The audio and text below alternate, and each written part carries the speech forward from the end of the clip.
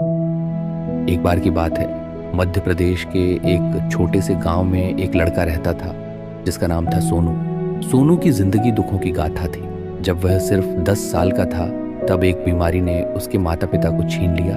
वह पूरी तरह अकेला रह गया, एक टूटी फूटी झोपड़ी में जहां छत बारिश में टपकती थी और दीवारें हवा के झोंके से कांपती थी। न कोई भाई बहन, न कोई रिश्तेदार। सोनू का सिर्फ उसका हौसला और सपने थे।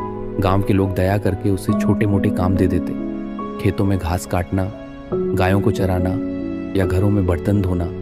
बदले में उसे बासी रोटी, कुछ सब्जियां या कभी कभार थोड़े पैसे मिल जाते। लेकिन सोनू की आंखों में एक सपना था, एक जिद थी कि वह इस अंधेरे को रोशनी में बदलेगा। सोनू अनपढ़ था क्योंकि गरीबी और अनाथ होने से उसे स्कूल का रास्ता नहीं दिखाया। गांव के कुछ लोग उसका मजाक उड़ाते, अनाथ, अनपढ़, तू तो बस भैंस चराने लायक है। लेकिन सोनू ने इन तानों को अपने हौसले का ईंधन बनाया। हर रात अपनी झोपड़ी में अकेले लेटकर वह अपनी माँ की आखिरी बात याद करता। सोनू मेहनत और सच्चाई का रास्ता कभी मत छोड़ना चाहे, कितनी भी मुश्किल क्यों ना हो। वह अपनी माता पिता की पुरानी तस्वीर को देखता जो झोपड़ी की दीवार पर टंगी थी और खुद से वादा करता है, मैं दुनिया को दिखाऊंगा कि मैं भैंस चराने लायक नहीं हूँ। 17 साल की उम्र में सोनू ने फैसला किया कि वह पास के शहर जाएगा। उसके पास सिर्फ 200 रुपए थे जो उसने गांव में काम करके जोड़े थे। शहर पहुंचकर सोनू को कठिनाइयों का पहाड़ मिला। कई रातें वह रेलवे स्टेशन के फुटपाथ पर सोया, भूखे पेट रहा और दिन भर काम की तलाश में भटकता रहा। वह ढाबों, दुकानों और छोटे कारखानों में गया, लेकिन अनपढ़ होने के कारण हर जगह उसे ठुकरा दिया गया। लोग कहते, तुझे तो कुछ आता ही नहीं, जा कहीं और देख। सोनू का दिल टूटता, लेकिन वह हर सुबह फिर से उठता और कोशिश करता। एक दिन शहर की सब्जी मंडी में उसे बोरे उठाने का काम मिल गया। काम कठिन था। 50 किलो के आलू, प्याज और टमाटर के बोरे उठाकर ट्रकों में लादना, सारा दिन धूल और धूप में पसीना बहाना। बदले में उसे 100 रुपये और कुछ बची हुई सब्जियां मिलती है। सोनू ने इस काम को एक मौका माना। वह सुबह 3 बजे मंडी पहुंचता, मेहनत करता और हर दिन थोड़े थोड़े पैसे बचाता। मंडी में काम करते हुए वह व्यापारियों को गौर से देखता, वे कैसे माल खरीदते, कैसे मोल भाव करते और कैसे ग्राहकों को बेचते। कई महीनों तक बोरे उठाने के बाद सोनू को सब्जी खरीदने बेचने का गहरा अनुभव हो गया। वह समझ गया कि कब सस्ता माल खरीदना है, कैसे ताज़ा सब्जियां चुननी है और कैसे ग्राहकों का भरोसा जीतना है। उसने हर छोटी बड़ी बात को अपने दिमाग में उतार लिया।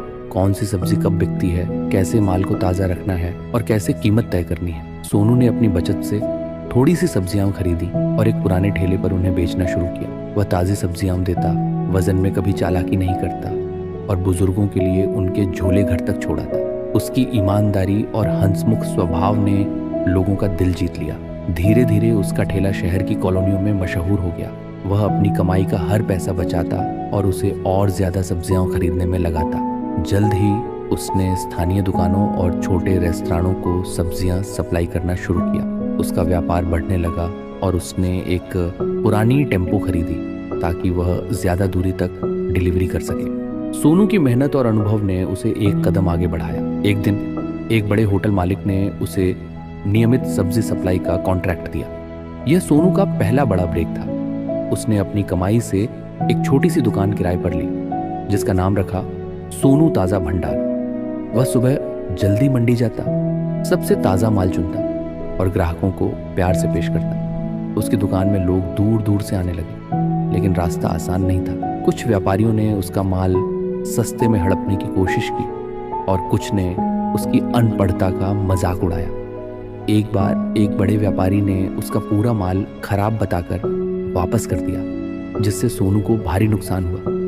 उस रात वह अपनी दुकान में अकेले बैठा रोया, अपनी माता पिता की तस्वीर को देखा और बोला, मैं हार नहीं मानूंगा, आपने कहा था सच कभी हारता नहीं। सोनू ने हिम्मत जुटाई और अपने व्यापार को और बढ़ाया। उसने छोटे किसानों के साथ मिलकर ऑर्गेनिक खेती शुरू की। उसने मंडी के व्यापारियों से बात करके और बाजार में घूमकर खेती, पैकेजिंग और मार्केटिंग के गुण सीखे। उसने अपनी दुकान को एक छोटे गोदाम में बदला और स्थानीय युवाओं को अपने साथ जोड़ा, जिन्हें उसने सब्जी छांटने और डिलीवरी का काम सिखाया। धीरे धीरे उसका व्यापार शहर के बड़े होटलों, रेस्तरानों और ऑनलाइन प्लेटफॉर्म्स तक फैल गया। उसने सोनू ऑर्गेनिक फार्म्स नाम से अपनी कंपनी शुरू की, जो ऑर्गेनिक सब्जियों की सप्लाई में मशहूर हो गई। 5 साल बाद सोनू शहर में एक बड़ा व्यापारी बन चुका था। उसने शहर में एक खूबसूरत घर बनवाया, जहां वह अपनी माता पिता की तस्वीर को सम्मान से रखता था। उसने अपनी मेहनत से एक छोटी सी मंडी खोली, जिसका नाम था सोनू फ्रेश मार्केट। ये मंडी शहर में ताज़ी और ऑर्गेनिक सब्जियों का सबसे बड़ा केंद्र बन गई, जहां छोटे किसान और व्यापारी अपने माल को सीधे बेच सकते थे। सोनू ने कभी गांव वापस जाने का फैसला नहीं किया, क्योंकि वह शहर को ही अपना घर मान चुका था।